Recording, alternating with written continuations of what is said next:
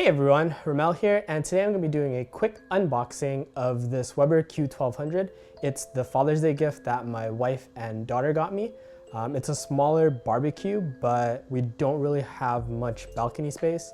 If you thought my room was small, take a look at this balcony. It's way smaller. It's probably only going to be able to fit the Weber Q1200 now.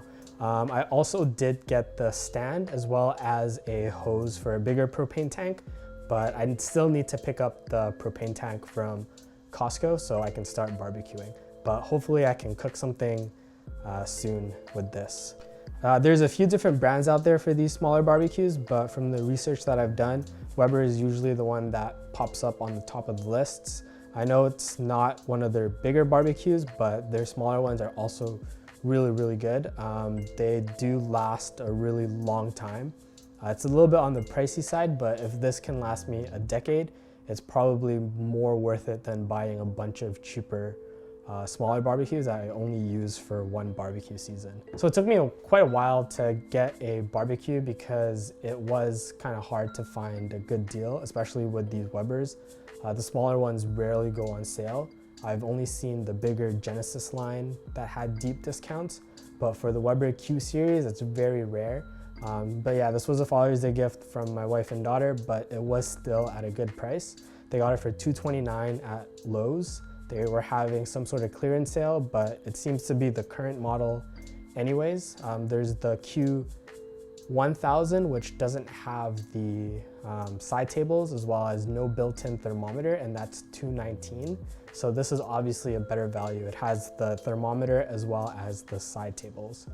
But in terms of barbecuing goes, I'm not too experienced. I borrowed my father-in-law's barbecue last year and barbecued a little bit, but this year I'm gonna try to barbecue more and see what I can make. I usually cook, but since it's summer and it's gonna be nice outside, I'll probably be barbecuing at least once a week. So if you want food, hit me up. But yeah, anyways, let's get to the unboxing.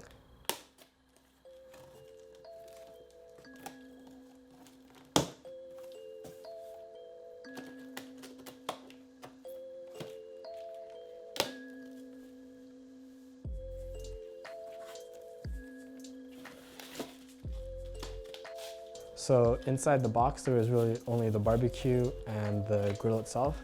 I think the handle and the thermometer are all inside the barbecue because where else could it be? Oh, and what do you know? Here are the folding tables. The drip pan is inside there as well. Some more cardboard. I guess serial numbers. You have a folder here, or a envelope, owner's guide, and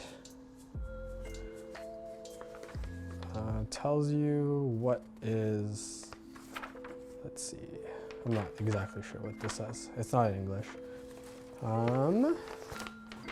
And that's about it in there.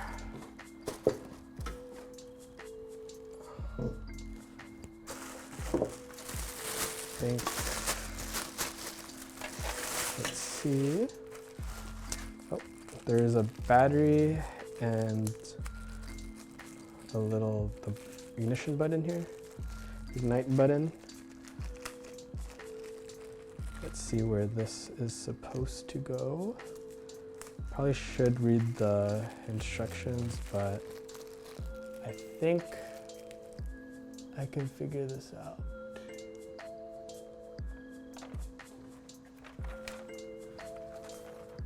So it does indeed go this way. And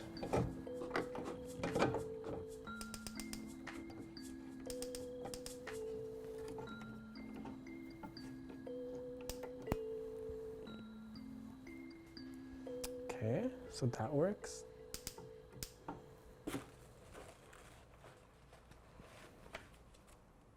The next thing would be the handle and thermometers.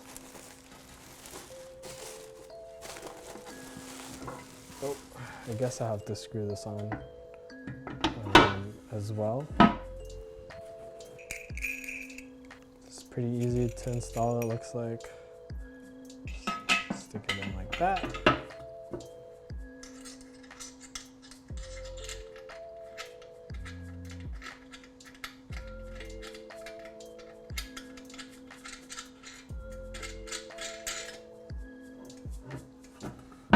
Okay.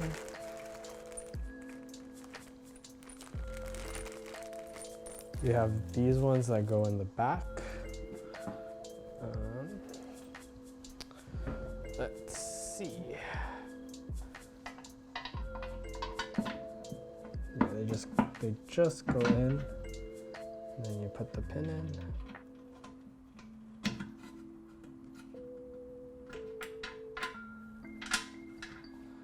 Same thing for the other side.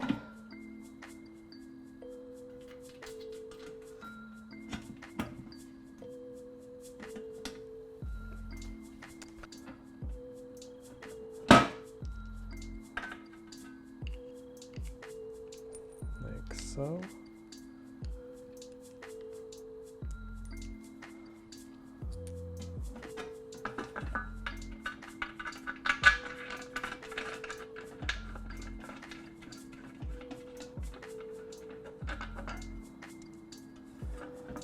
And then the other side.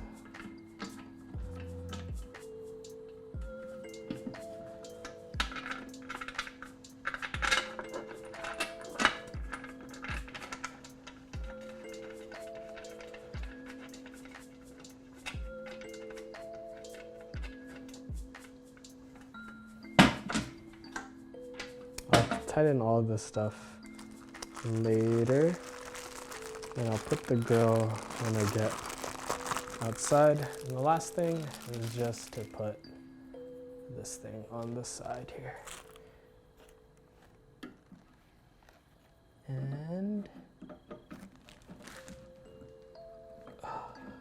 we've got everything ready to go. I'm just gonna get the table outside set up, and then I'm gonna move the barbecue.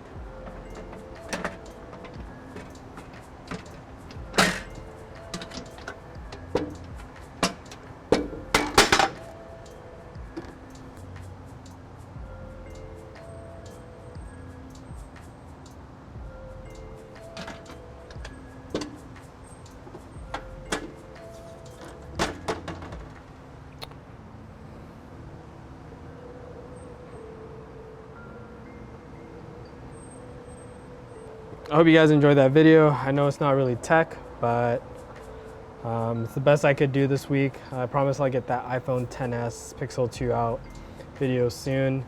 I have been super busy to actually make the video, but I think I can get it done by next week. Anyways, I hope you guys enjoyed that. I'm out. Peace.